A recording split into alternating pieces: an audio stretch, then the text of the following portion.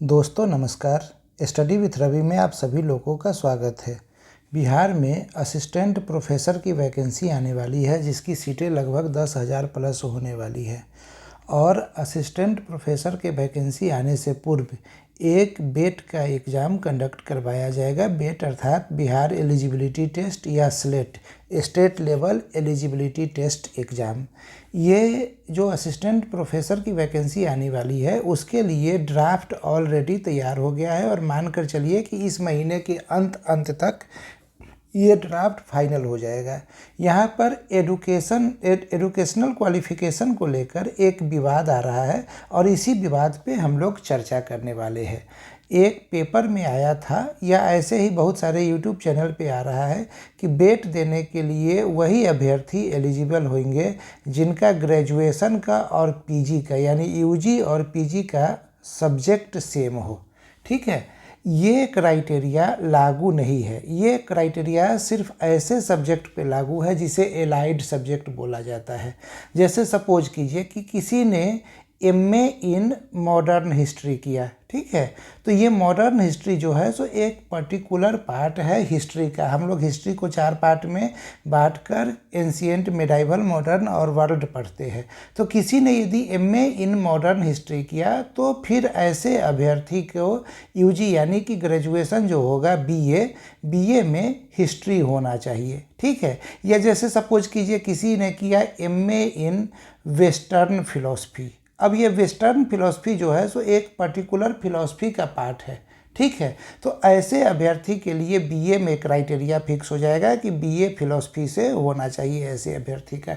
ठीक है, पर नॉर्मली यदि किसी ने एमए हिस्ट्री से किया है और उसने अपना बीए किसी और विषय से, या सपोज कीजिए उसने बीएससी किया है मैथ ऑनर्स से, ठीक है, बाद में उसने चेंज कर लिया अपना सब्जेक्ट और साइंस से अब आर्ट में चला गया और हिस्ट्री से उसने एमए किया, तो ऐसे अभ्यर्थी बेट देने के लिए एलिजिबल होंगे और वो एलिजिबल होंगे हिस्ट्री विषय से। ये ध्यान में रखना है, न कि मैथ से।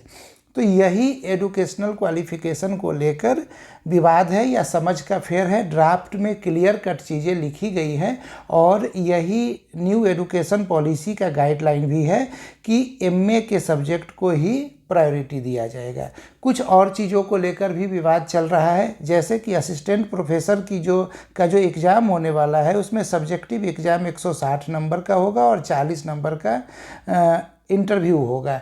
यहाँ पे ये 20% जो होता है 40 नंबर, ये बहुत ही बड़ा वेटेज है और यहाँ पे ये डिमांड किया जा रहा है कि रिटन एग्ज़ाम 180 नंबर का हो और इंटरव्यू सिर्फ 20 नंबर का हो, ताकि भाई भतीजावाद टाइप चीज़ें न चल सके। और ये बहुत हद तक उचित भी रहेगा जब इंटरव्यू 20 नंबर का ही हो और ये 180 नंबर का हो जाए। ठीक है, तो यही इतनी बातें हैं जो महत्वपूर्ण है और जब तक ये ड्राफ्ट कंप्लीट नहीं होगा तब तक इस प्रकार का विवाद चलता रहेगा। जब ड्राफ्ट कंप्लीट हो जाएगा तब यूट्यूब पे वीडियो आने लगेगा कि कब आएगा बेट, कब आएगी बेट की वैकेंसी। जब बेट की वैकेंसी आ जाएगी तो फिर उसके क्राइटेरिया सारी चीज़ों को लेकर यूट्यूब पे वीडियो आता रहेगा। फिर उसके बाद बेट का एग्ज़ाम कब होगा, इस तरह की चीज़ों में आप फंसे रहिएगा। एग्ज़ाम तो इस वर्ष हो ही जाएगा ना, 3 महीना में हो, 4 महीना में हो या मैक्सिमम 5 महीना में हो। लेकिन आप यदि इस पद के लिए सोच रहे हैं कि आपको असिस्टेंट प्रोफेसर बनना है तो आपको निश्चित रूप से अपनी पढ़ाई इसी समय शुरू कर देनी चाहिए। और जब आप पढ़ाई शुरू कीजिएगा तो 2 चीज़ों को ध्यान में रखते हुए पढ़िएगा। एक तो बेट का एग्ज़ाम और एक जून महीने में नेट का एग्ज़ाम होगा। सपोज कीजिए बेट के एग्ज़ाम में हो सकता है कि थोड़ा बहुत आगे पीछे हो जाए, लेट हो जाए, जून की जगह जुलाई अगस्त में हो। नेट का एग्ज़ाम तो टाइम से ही होगा ना। और यदि आप नेट क्वालिफाई हो जाइएगा तो फिर बेट आपको देने की आवश्यकता नहीं रहेगी, आप डायरेक्ट असिस्टेंट प्रोफेसर का एग्ज़ाम दे सकते हैं। तो बिना समय बिताए आप अपने एग्ज़ाम को लेकर सीरियस हो जाइए और पढ़ाई कीजिए। ये एक बहुत अच्छा अपॉर्चुनिटी है और मुझे लगता है कि अभी से 1 वर्ष के अंदर ये सारा प्रक्रिया पूरा कर लिया जाएगा और आप लोगों को ज्वाइनिंग दे दी जाएगी। मेरे द्वारा नेट और बेट के लिए हिस्ट्री पढ़ाया जा रहा है। यदि आप लोग पीजी हिस्ट्री से किए हैं, तो आप लोग इस वीडियो को सुनकर, जो मेरे द्वारा हिस्ट्री का वीडियो यहाँ यूट्यूब पे डाला जाता है, उसे सुनकर भी लाभान्वित हो सकते हैं। धन्यवाद।